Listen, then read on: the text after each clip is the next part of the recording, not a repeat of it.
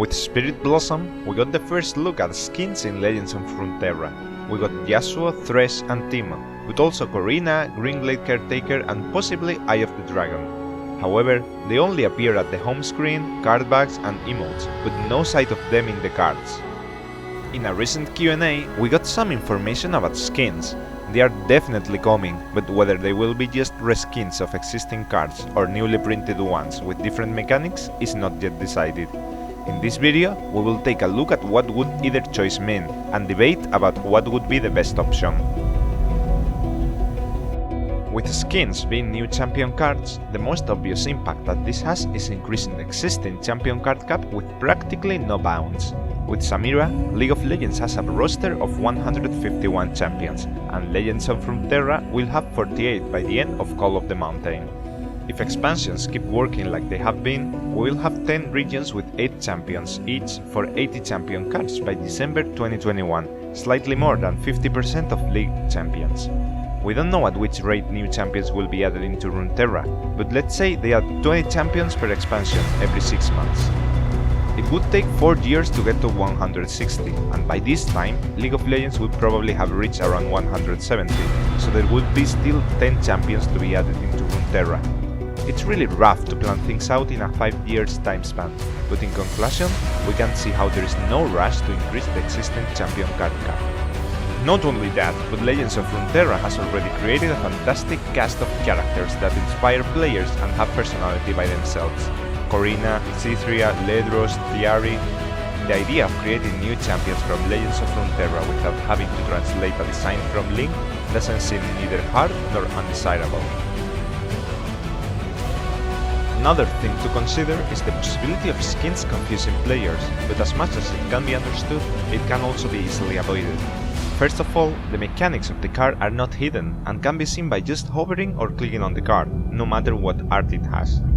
And if the card was different, it may be confusing the very first time, but as soon as you recognize a new art coupled with a new description and mechanics, the process of understanding would be practically over. If the card was the same, a better explanation should be given, and I think card transformation could be the solution. Every time a player plays a unit, it goes to the middle of the screen for a second before going back to their place. This would be the perfect space for a small animation in which the base card transforms into the skin. They would be far away from level up animations, and just small and fast effects would do. A breeze of petals uncovering Spirit Blossom Yasuo, an ominous moon and a mask from which Blood Moon Diana emerges, or machines casting light into Fiora to upgrade it to a pulsefire version of herself. Seeing the original art evolving into the new version would clarify all misunderstandings, and it would be even a selling point for the card skin. There's also the point of new fantasies, the idea that a different skin should have different mechanics to really sell off the fantasy of the champion, something a mere skin would not achieve. For example, we could design Infernal Jhin with a new mechanic, let's call it Burn, so the fire concept of the skin gets into the very game, forsaking part of its original design. Then, we could design Charm Maokai with the Burn mechanic too, again keeping part of its original design, but replacing some other part. You could now make a never seen before Ionia Shadow Isles decks with Shen Maokai, only that they wouldn't really be Shen or Maokai, but their infernal counterparts.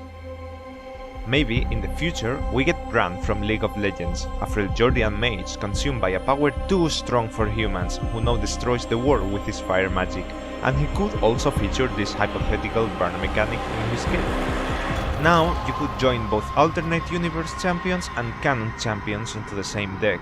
Would this be positive or negative?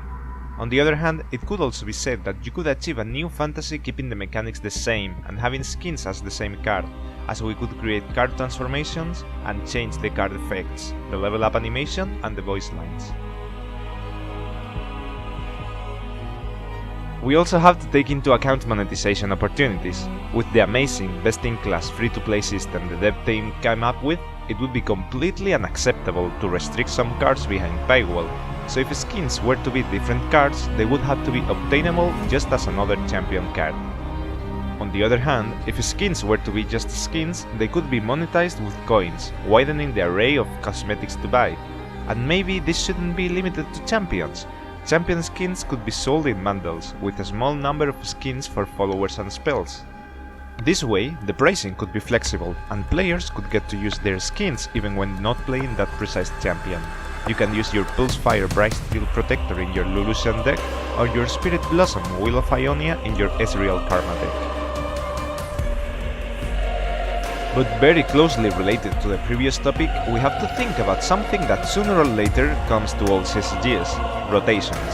Even though the dev team has only scarcely talked about rotations, we should expect them.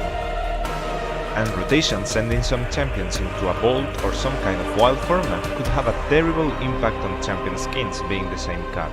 With no doubt, lots of players will feel cheated when the skin in which they spent their hard-earned money turns unusable as the champion is rotated out of the main format.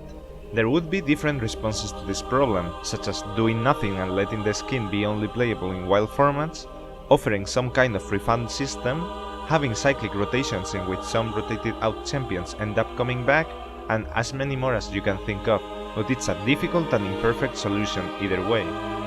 On the other hand, if skins were actually different champions, rotations would have zero impact on skin monetization, and in the long run it would be even positive in some cases.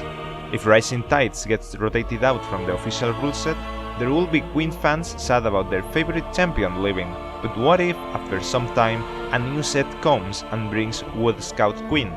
Skins would be super refreshing, giving fans a mix of revived nostalgia and fresh mechanics with this new take on their favorite champion.